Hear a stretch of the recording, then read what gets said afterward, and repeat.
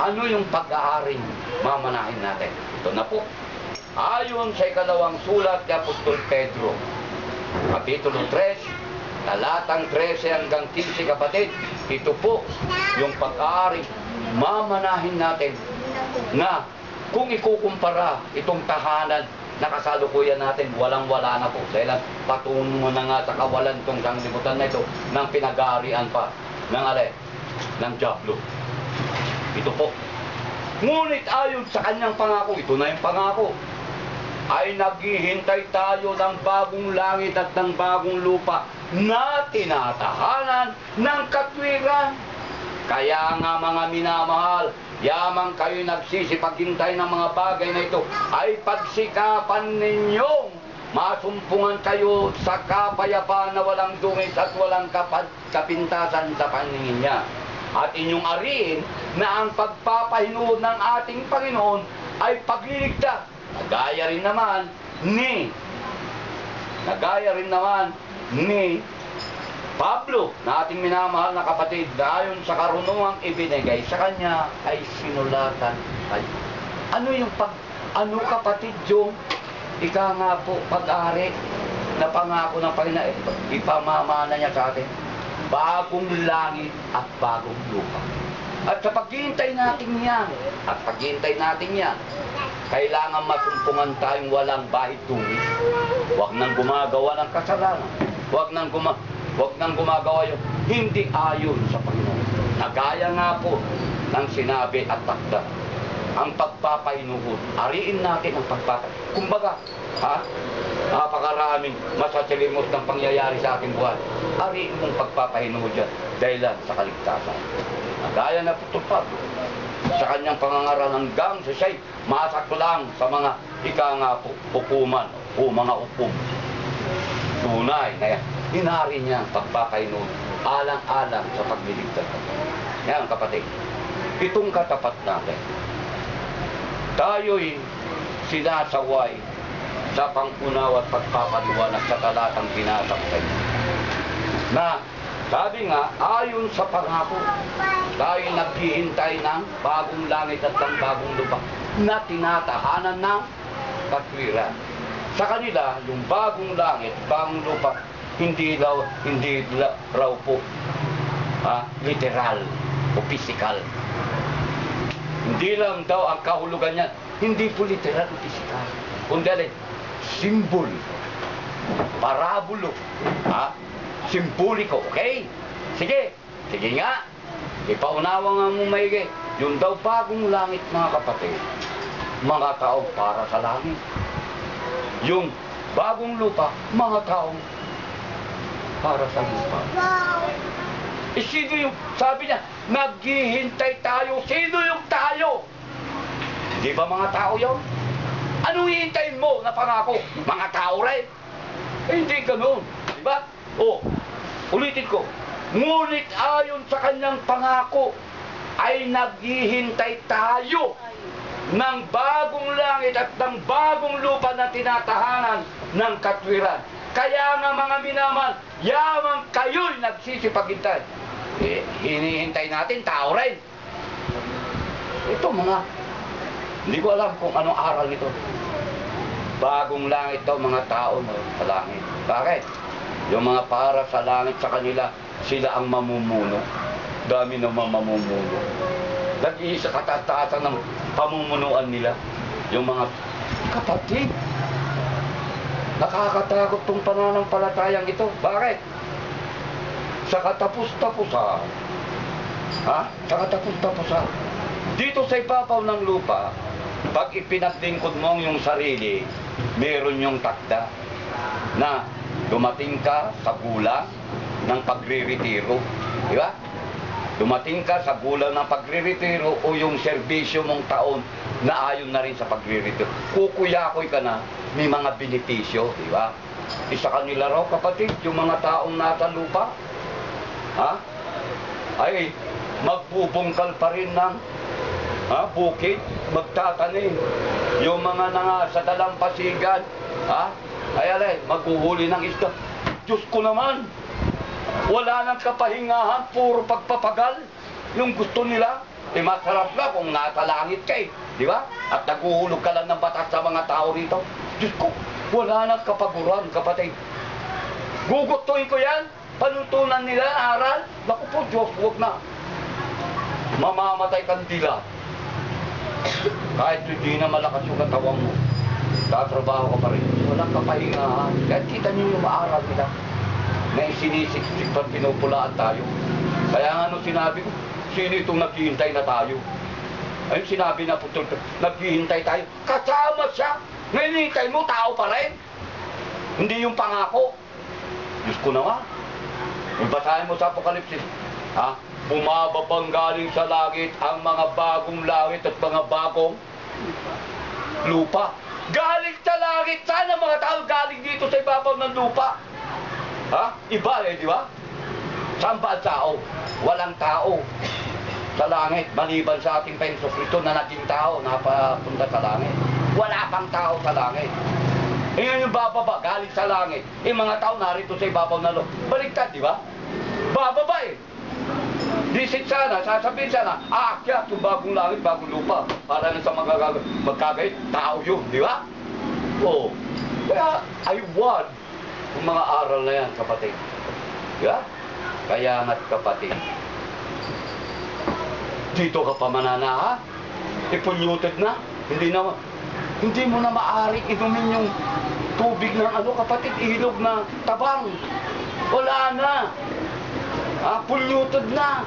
Yung nga lang bomba eh. Di ba? Yung lang puso eh. Ano sasabihin ng mga health officer natin sa pangkalusugan, huwag yung inumin. Pakuluan nyo ng 15 minuto bago nyo inumin. Nakita mo yan? Ha? Dito ka pa? Ang bantot-bantot na? Sirang-sira na? Ha? Kunting ulan na, hindi ba? Baha na, dito ka pa? Kung puro pangamba, ang gutong-gutong mong hikayatin. Nakita niyo itong mga paghikayat ng mga pananampalataya, kapatid? Ibang-iba sa atin.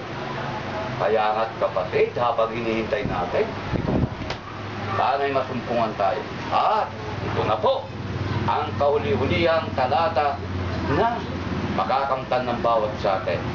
Dito po sa unang Pedro, Kapitulo 5, talatang 5 hanggang 6. Gayon din naman, kayong mga kabataan, kabataan ng kiniteriya, ay magsisuko sa matatanda. Oo, kayong lahat ay mga bigkis ng kapakumbabaan na kayo-kayo'y lingkuran. Ito nga po, pinapasalamatan natin. Ramdam at ang anyong pagmamahal. Unay na, dito, siyang nagtatagumpay. Na tayo, o kayo, sabi, kayo-kayo, maglingkuran. Alam nyo kapatid, galak na galak at gaano man po na salita lang ang nabibitawan ng kapatid nyo, si Roxanne at kaming mga pamilya niya, nang ika nga, pupunta pa sa salamat sa inyo. Ipinakita nyo inyong pakikis sa paghiling sa Panginoon. Kaya nakapangyayari. Sapagkat ang Diyos ay sumasalansang sa mga palalo, dapat nagbibigay biyaya sa mga mapagpakumbaba. Kita mo kapatid, dalawang uri ng tao to eh. May mga palalo, may mga mapagpakumbaba. Pero isipin nyo, sabi ng Panginoong Diyos, yung makapangyarihan sa lahat, kataas-taas ang namumuno, nagbibigay siya ng lalong biyaya sa mapagpakumbaba. Kaya magpakumbaba. Kaya't kayo'y magpakababa sa ilalim ng makapangyarihang kamay ng Diyos upang kayo'y kanyang itaas sa kapanahunan. O itaas tayo, kapatid. Doon tayo matataas sa kapanahunan. Doon, tatahanan ng katwira. Bagong langit, bagong lupa. Na tunay ng kalisan magpakailanman. Kaya't kapatid, ito na po ang pinag-aaral. Yung pinuno, pinuno. Gaya na lang po itong mga pangyayari sa amin kanina ng ngayon. Na ika nga po, maraming tatamaan. Oo, mga minamahal, maraming tatamaan. lalong-lalo na po ang litis na nakapangyayari. Nakapangyayari sa Olongapo at sa Caratex na naglabasan ang mga ikangang grupo ng mga LGBT. Anong mga kalooban ng LGBT? Lesbian, gay, bisexual, transgender. Na dito ayon sa kanila, ang kapisanan ng mga tao sa mangdako ng lipunan, nakararanas daw po sila ng alin? Para bagang discrimination. Nakararanas ng discrimination. Tunay, di ba? Dahil ayon sa pag-iimbestiga, dahil nalaman nung dayo na US Marine, private first class, Scott Pemberton, na ito hindi tunay na babae. Yung si Jeffrey Laude, yung Jennifer, hindi tunay dahil ang transgender. Alam niyo yung salitang transgender, kapatid? Lalaki siya, pinapalitan ng pag-aari ng babae. Eh, nakursunadahan itong US Marine yun. Dinala sa land. Then, napatay. Dahil nga, ayon nga sa unang hindi tunay na babae. Kaya, mga minamahal na kapatid, kahit sa pananlak, ang nilalang ng makapangyarihan sa lahat, ang nilalang ng makapangyarihan sa lahat, lalaking babae, wala na. Kung bakit ang environment, itong environment, itong sanglibutan na ang nag-aari po sikit ng katiliman. Sana po, huwag tayong bulagin na tayo magpakapantas sa ating sarili. Kung maaari, baguhin natin sa kalooban ng Panginoon. Nang sa magkagawin, walang pag-anilang tumahagi ng kanyang patuloy. Masakit dahil ang tatama ang ilan sa ating mga kapatid. Ngunit, yun ang kalooban. Hindi kami. Tayong lahat tatamaan sa mga salita ng Panginoon. Nung nga lang, ang ipinagkaloob na tungkulin sa amin ay lalong ipapaunawa po natin. Bilang tagapagsalita ng Panginoon, ginagamit ang aming mga bibig sa pagpapaliwanag sa inyo ng tunay na kaliwanagan sa kanyang aral. Dahilan, kami kung hindi naman po kami susunod at pasasakop sa alituntunin ng Panginoon, kami ang unang malilimutan. Alam niyo yan. Bilang isang pastol, at yung pinapastulan niya payat, at pawang ikanga, dadalhin sa kaparusahan ng mga pinapastulan niya, kapatid, pati kami, damay na rin. Dahilan, ang nagtuturo ng salita ng Diyos, madadamay ang mga tinuturuan. Nakita mo? Sino ang inilagay niyang tagapangturo? Hindi kami. Kung hindi namin gagawin yung pagtuturong yun, kapatid, maliwanag po sa unang-unang malilintakan kami. Dahilan, ihambing na lang natin dito sa pangyayari sa sanglibutan.